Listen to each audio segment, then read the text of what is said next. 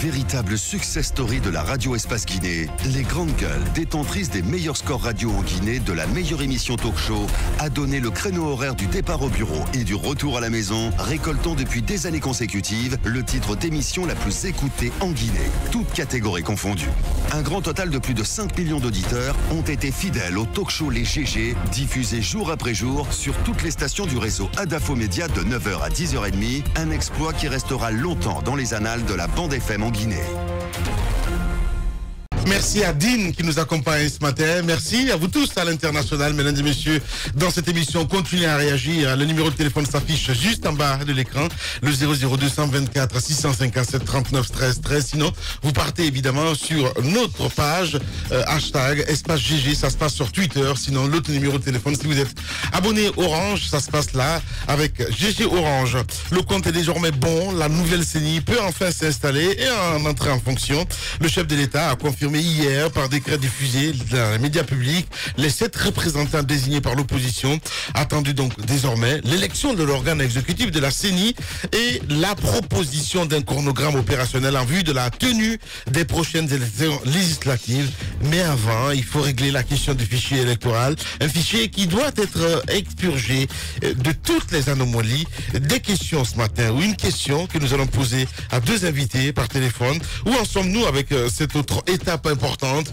Monsieur Mohamedi Kaba, président du comité technique d'audit du fichier électoral. Monsieur Amadou Damaro Kamara, président du groupe parlementaire RPG Arc-en-Ciel à l'Assemblée nationale. Vous allez les entendre ce matin dans cette émission. L'ambassadeur de Russie en Guinée, toujours pris dans le tourbillon de la réprobation après ses déclarations controversées à l'occasion des vœux des corps constitués au chef de l'État. La société civile reste mobilisée à cet effet et exige à la fois le renvoi du diplomate russe et des excuses publiques donc de sa part. Jusqu'où compte-t-elle dans leur action d'indignation? Gabriel Abba, vous allez l'entendre ce matin, activiste de la société civile, président de la brigade d'action citoyenne. Vous allez l'entendre ce matin chez les Grandes Gueules. Les députés, la 8e législative donc guinéenne, autorisés à poursuivre leur mandat jusqu'à l'installation de la prochaine Assemblée nationale. C'est à la faveur donc d'un décret pris vendredi par le président Kandé après avis de conformité émis par la Cour constitutionnelle.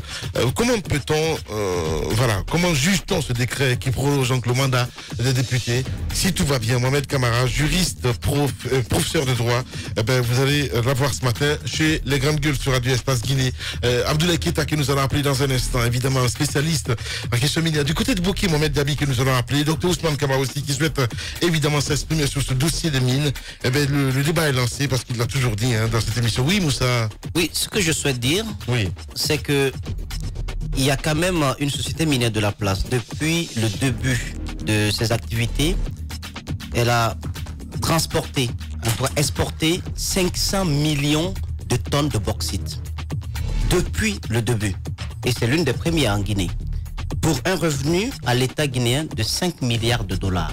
500 millions de tonnes. Il faudrait quand même que l'on comprenne que l'objectif d'une exploitation minière, c'est pour ma part, c'est principalement 3 choses. Il faudrait que le revenu, que l'exploitation minière puisse profiter au pays d'abord. Que cela puisse profiter à sa population, mais également plus important que cela puisse profiter aux générations futures. Parce que les mines, ce ne sont pas des ressources renouvelables. Lorsque vous décapez le couvert végétal du côté de Rorila par exemple, mais vous n'allez pas attendre qu'une richesse minière, un gisement de bauxite puisse migrer du nord pour venir se retrouver à cet endroit précis. Si vous avez exploité, vous l'avez exploité à vie et c'est fini, ce n'est pas renouvelable. C'est dangereux parce que nous ne sommes pas les seuls propriétaires de cette richesse minière. C'est pourquoi on ne peut pas quand même jouer avec les clés de transparence et de redistribution de la richesse. On ne peut pas jouer avec. Bien. Voilà. Allez, nous allons en direct. Abdoulaye Keita, bonjour. Bonjour. Bienvenue dans cette... Abdoulaye, merci de répondre à nos questions. Vous étiez à cette conférence de presse de compte-rendu d'activité du ministre Abdoulaye Magasuba. Vous avez suivi certainement nos débats. La question est de savoir est-ce que les performances qui ont été mises en avant hier par Abdoulaye Magasuba, est-ce que ces performances sont de nature à se ressentir sur la vie des communautés, sur l'exploitation minière? En gros, le ministre a dit que ce qui a été fait, en gros, en substance, ce qui a été fait par le gouvernement d'Alpha Condé, par la gouvernance Alpha Condé, en 8 ans, ne l'a jamais été en 52 ans d'indépendance. Écoutez, je pense que le ministre sur les chiffres a parfaitement raison lorsqu'il donne cette indication, celle de dire qu'en 8 ans de performance économique et de retombées financières, l'État n'en avait jamais eu en 52 ans. Ça, de fait, on le lui concède. Deuxièmement, en termes de création d'emplois également, il a donné ce chiffre. 2 fois d'emplois créés en 8 ans comparativement dans le secteur minier, hein, il faut le repréciser, pas dans le secteur national, dans le secteur des mines, équivaut à 2 fois le nombre d'emplois créés en 52 ans. Ça aussi, c'est un fait. Maintenant, la question que vous posez, celle de savoir, est-ce que la redistribution des ressources est équitable et ressentie par la population, on peut être mitigé.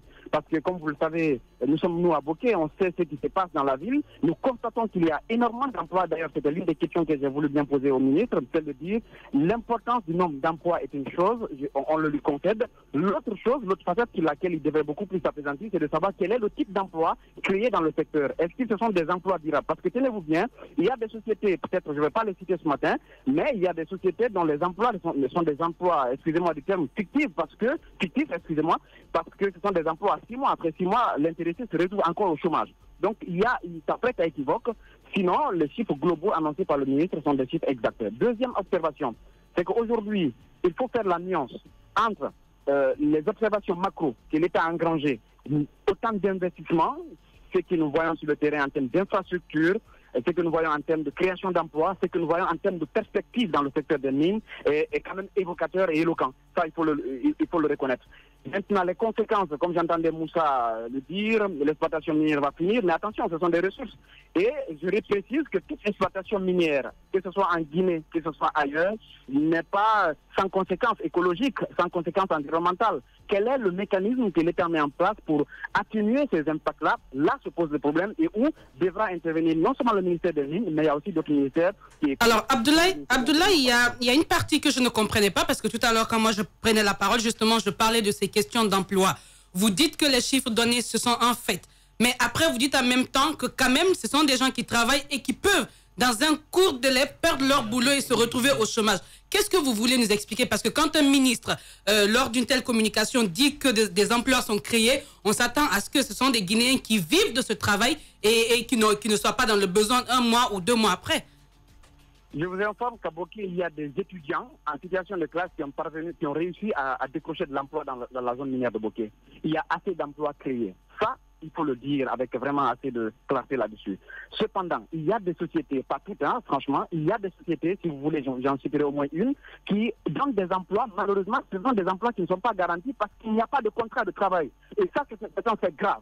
Je voudrais bien que dans la communication, qu'on puisse faire ressortir les emplois qui sont des emplois durables, des emplois porteurs, qui sont des emplois qui font face, n'est-ce pas, au développement. Et contrairement aux emplois qui sont, permettez-moi de le dire, hein, des emplois fictifs, que des emplois qui ne durent que 6 mois renouvelables et parfois non renouvelables. Voici la nuance au niveau des emplois. Mais vous savez, l'exploitation minière, ce n'est pas que l'emploi. C'est aussi quelle est l'incidence sur l'économie locale. C'est quelle est l'incidence sur l'environnement et sur le développement en termes d'infrastructures de la région, des régions exploitées, ce n'est pas que Bokeh. Donc à ce niveau, je pense que comme l'a reconnu d'ailleurs le ministre, hein, peut-être que vous n'avez pas beaucoup appuyé là-dessus, il y a beaucoup qui reste à faire en termes de redistribution des ressources, il y a beaucoup qui reste à faire pour les populations impactées dans les zones minières. Abdoulaye Keita, du côté de Bokeh. Merci beaucoup Abdoulaye.